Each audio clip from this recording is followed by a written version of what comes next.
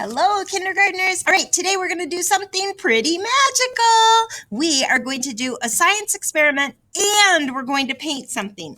So the first thing I want to tell you is I happen to have tempera paint because I'm at a school. You might not have tempera paint. You might. If you do, that's cool too. But you might just have regular craft paint. It doesn't matter to me what kind of paint you have. And if you don't have paint, you could just me do this now and you can do your own project with color crayons in a minute. All right. So if you do have paint though and you want to do this experiment with me, you're going to take yellow paint. I wonder what I'm going to do with that yellow paint. I'm going to squeeze some yellow paint into this little tiny paint jar I have. Ooh, it's stuck in there. Not very much is coming out. Let's try this again. Maybe I should have done this ahead of doing it with you, kindergartners. All right, that looks like enough yellow paint. And then what do you think I'm going to mix with my yellow paint? It looks kind of green. It's a dirty color yellow, but it is yellow. What should I mix with my yellow to make it the color of a pumpkin? You're right. I'm going to add a little bit of red. Now, I'm going to tell you that you want to definitely add more yellow than red. And you definitely want to start with your lighter color because I can always add more red, but to get it to turn orange and add more yellow is really hard to do. So now I'm going to stir this up. And what is that turning? Do you see what color my paint is? My paint is turning orange. Isn't that cool? I hope you got the chance to make your own paint. It might be a little hard to see, but it's definitely an orange, and you're going to see it on my paper. So the next thing I'm going to show you is I'm going to put my paintbrush up here in my paint, and then we're going to make a pumpkin.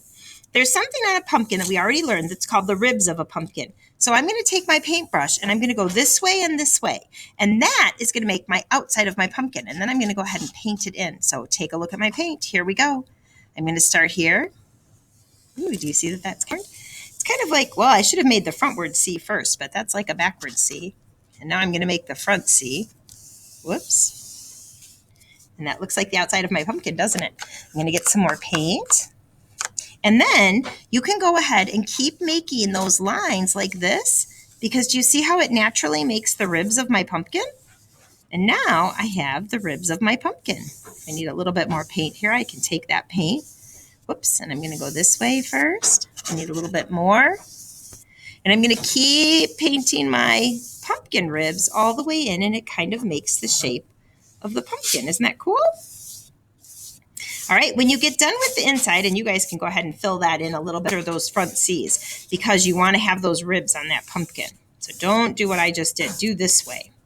All right, when you get done, you can either take green or you can take brown, and all you're going to do is make one little stem up here. So I am not going to waste more dishes or make more paint, so I'm going to just pour a teeny, teeny, teeny bit, if it comes out, green paint in the same jar. Your parents would appreciate you not wasting things.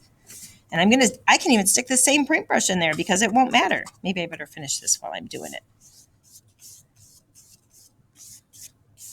Now I can stick my green in there, and for the stem, all you need to do is start at the top here and just make one line.